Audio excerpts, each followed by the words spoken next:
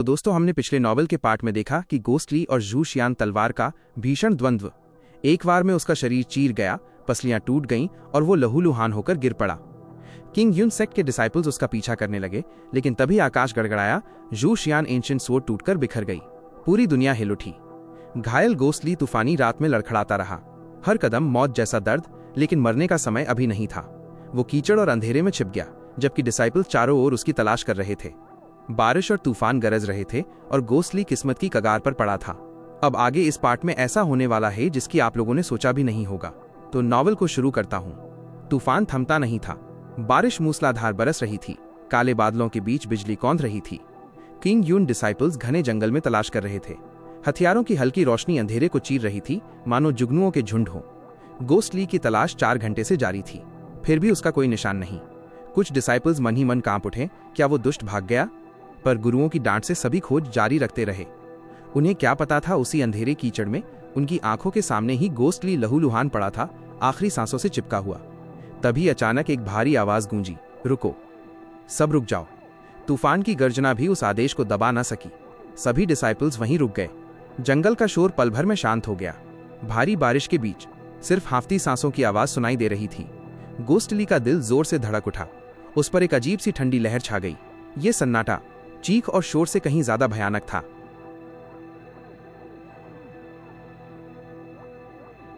तूफान की गड़गड़ाहट के बीच एक हल्की आवाज आई, पिताजी, क्या आपने कुछ सुना? गोस्टली चौंक गया। ये आवाज ज़ेंग शुशु की थी और खोज को नेतृत्व दे रहा था उसका पिता, return of the wind valley का प्रमुख ज़ेंग शुचांग। वर्षों से मशहूर गहरी साधना वाला व्यक्ति। तूफान में भी उसने हल्की सी आहट पकड़ ली थी। फिर आदेश दिया, सभी डिसाइपल्स एक पंक्ति में फैल जाओ। 3 इंची से ज्यादा दूरी ना हो। धीरे धीरे आगे बढ़ो, कोई जगह छूटनी नहीं चाहिए। गोस्टली का दिल बैठ गया। इतनी गहरी खोज में बचना नामुमकिन था। लेकिन तभी शुशु बोला, पिताजी, अगर यहाँ इतनी कड़ी तलाश होगी तो बाकी जगहें खाली रह जाएंगी ना? शुचांग ने ठंडे स्वर में उत्तर दिया, मेरे अपने कारण हैं। चुप रहो और जाओ। अंधेरे में डिसाइपल्स मशाल जैसी हथियार रोशनी के साथ लंबी सांप सी पंक्ति बनाकर आगे बढ़े। माहौल बदल गया था। पहले का शोर अब सन्नाटे में बदल चुका था। यह सन्नाटा और भी भयानक लग रहा था। धीरे धीरे रोशनी गोस्टली के पास पहुंची, बस 2 झांग की दूरी पर। तभी अचानक, रुको, ज़ेंग शुचांग ने जोर से चिल्लाया। सभी डिसाइपल्स थम गए। शुशु आगे बढ़ा, हैरान, क्या है पिताजी? शुचांग की नजर गोस्टली की ओर नहीं, बल्कि जंगल की दूसरी दिशा में टिकी थी। अंधेरा गहरा था, पर ऐसा लग रहा था जैसे अनगिनत आत्माएं तूफान में चीख रही हों, नाच रही हों। उसका चेहरा गंभीर हो गया। एक ठंडी सांस ली और फिर उसकी दिव्य तलवार प्रकट हुई। चांदी की किरणें अंधेरे को चीरती हुई फैली। जंगल जगमग हो उठा। शुचांग गर्जा, मैं आगे रहूंगा, तुम सब उसी तरह पंक्ति में खोज जारी रखो, लेकिन मुझसे 1 झांग से कम दूरी पर मत आना। तूफान भयंकर था, लेकिन डिसाइपल्स को सहारा था ज़ेंग शुचांग। उनकी तलवार की रोशनी आगे आगे, बाकी सभी शिष्य 1 झांग की दूरी पर पीछे पीछे। माहौल भारी था। जंगल सांस ले रहा था। हवा चीख रही थी और हर डिसाइपल को अपनी धड़कन सुनाई दे रही थी। तभी एक जोरदार बिजली कड़की। जमीन कांप उठी और बिजली की चमक में कीचड़ में पड़ा गोस्टली दिखाई दिया। वो रहा। चीख गूंजी। भीड़ उछल पड़ी। गोस्टली लड़खड़ाते हुए उठा, लेकिन जख्म इतने गहरे थे कि कुछ ही कदम चलकर फिर गिर पड़ा। किंग यून डिसाइपल्स झपट पड़े, लेकिन तभी घने अंधेरे से एक रहस्यमयी परछाई निकली। सिर्फ चमकती हुई 2 आंखें दिखाई दे रही थीं। वह आकृति सीधी डिसाइपल्स की ओर बढ़ी। कोई हथियार नहीं निकाला, बस हाथ बढ़ाया और एक शिष्य को हवा में फेंक दिया। उसका हथियार भी छीन लिया। भीड़ दहशत में। ये शख्स बेहद शक्तिशाली था।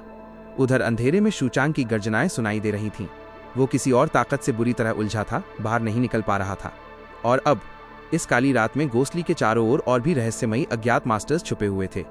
घना अंधेरा, तूफानी रात, बिजली की चमक के बीच तलवारों की खनक सुनाई देती है। काले कपड़े वाला रहस्यमयी आदमी, जिसकी शक्ति असाधारण थी, चारों ओर घिरा हुआ था। आगे अंधेरे में ज़ेंग शुचांग की गूंजती दहाड़ें, लेकिन मानो किसी अदृश्य ताकत ने उसे रोक रखा हो। वो मदद करना चाहता था, लेकिन एक कदम भी आगे नहीं बढ़ पा रहा था। किंग यून शिष्य हालांकि दुश्मनों की शक्ति देखकर चौंक गए थे, मगर पीछे हटने वाले नहीं थे। उनकी तलवारें चमकी और सभी एक साथ उस रहस्यमयी परछाई पर टूट पड़े। काले कपड़े वाला आदमी थोड़ी अधीरता से अपनी हथेली में शक्ति जुटाता है। अचानक चुराया हुआ हथियार दिव्य प्रकाश से चमक उठा। वो शक्ति मानो आकाश को चीरती हुई नीचे गिरी। हवा की तेज चीख और अगला ही पल एक विशाल प्रभामंडल की तरह वो शक्ति सीधे शिष्यों पर टूट पड़ी। शिष्य चौंक कर पीछे हट गए। चीखें गूंज उठीं, कुछ कदमों तक लड़खड़ाते हुए वे पीछे धकेल दिए गए। लेकिन अजीब बात यह थी कि वो वार केवल एक दिखावा था, एक खोखली ताकत जिससे केवल उन्हें रोकना था। और तभी वो आदमी झटपट आगे बढ़ा और जमीन पर पड़े घोस्टली को उठा लिया। भूतली का शरीर लाचार था, शायद पहले ही बेहोश। उसके बाद वो रहस्यमयी परछाई तेजी से अंधेरे की ओर उड़ चली और अगले ही पल घना जंगल उन्हें निकल गया। ज़ेंग शुकोंग, जो ये सब देख रहा था, उसके चेहरे पर निराशा उभर आई।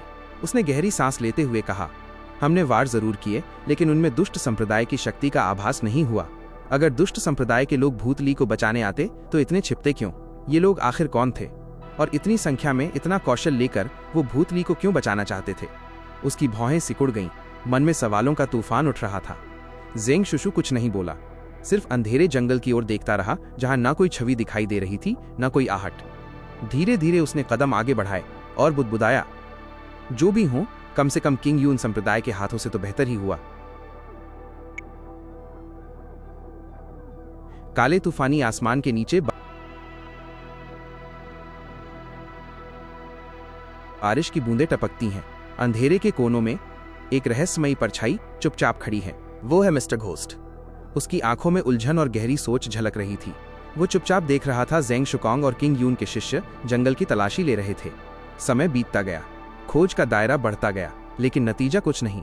तभी अचानक ज़ेंग शुकोंग की भारी आवाज गूंजी, भूल जाओ, सब वापस आ जाओ। थके हारे किंग यून शिष्य मानो इस पल का इंतजार कर रहे थे। धीरे धीरे सभी लौटने लगे। दूर खड़े मिस्टर घोस्ट ने उन्हें जाते हुए देखा। ज़ेंग शुकोंग आखिरी बार हेड काउंट करता है, फिर अपने शिष्यों को लेकर अंधेरे में गायब हो जाता है। अब जंगल पूरी तरह शांत। मिस्टर घोस्ट धीरे धीरे अंधेरे से बाहर आता है। उसकी नजरें गहरी हो जाती हैं। वो उसी दिशा में देखता है जहां काले कपड़ों में वो रहस्यमयी लोग भूतली को ले गए थे। उसकी आंखों में एक अनकही चमक, जैसे किसी अनजाने सच को पहचानने की कोशिश कर रहा हो। तूफानी हवा के बीच एक फुसफुसाती आवाज गूंजती है, सच में अब भी कोई है जिसे उसकी परवाह है। मिस्टर घोस्ट की आंखों पर जैसे ही उसकी नजर ठहरती है, दूर अंधेरे में अचानक दो लाल चमकती आंखें उभर आती हैं। क्या ये वही ताकत है जो सबको छुपकर चला रही है, या फिर एक नया खेल शुरू होने वाला है?